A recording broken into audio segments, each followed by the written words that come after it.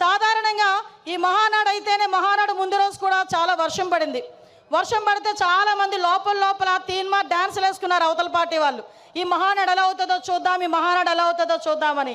ఒక్కటి మాత్రం నిజం, ఆ మహానుభావుడు చంద్రబాబు నాయుడు గారి సంకల్ప బలం ముందు అన్నిది కూడా దిగదుడిపోయి ప్రకృతి కూడా ఈరోజు మనకి సహకరించి 3 గంటల టైంలో ఇంత చల్లగా మనందరినీ కూడా ఇక్కడ ఆశీర్వదించిందంటే ప్రకృతి. ఈరోజు ఇది కూడా ఒక శుభ సూచకంగా దేవుని స్క్రిప్ట్ కింద భావించాల్సిన పరిస్థితి.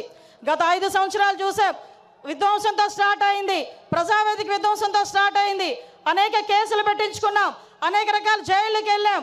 అభివృద్ధిలో శూన్యమైపోయింది, 20 సంవత్సరాలు వెనక్కి వెళ్ళింది.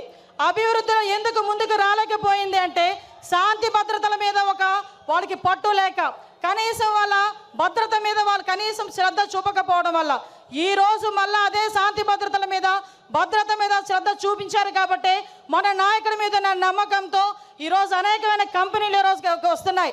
ఇంతకుముందు రాయలసీమ గురించి ఫ్యాక్షనిజం గురించి మాట్లాడుకునే పరిస్థితి నుంచి ఈరోజు ఉపాధి అవకాశాలు, ఫ్యాక్షన్లోని చాలామంది ప్రాణాలు కోల్పోతూ ఉంటే అటువంటి వాళ్ళు ప్రాణాలు కోల్పోకూడదని ఫ్యాక్షనిజాన్ని సమూలంగా ఆ రోజు నాశనం చేసి ఈరోజు అదే కత్తి పట్టిన చేత్తోనే ఉపాధి అవకాశాలు కల్పించిన పరిస్థితి. ఈరోజు రాయలసీమలో ఉన్న ప్రతి మహిళ కూడా ఇంట్లోని చంద్రబాబు నాయుడు గారు బొమ్మ పెట్టుకోవాలి.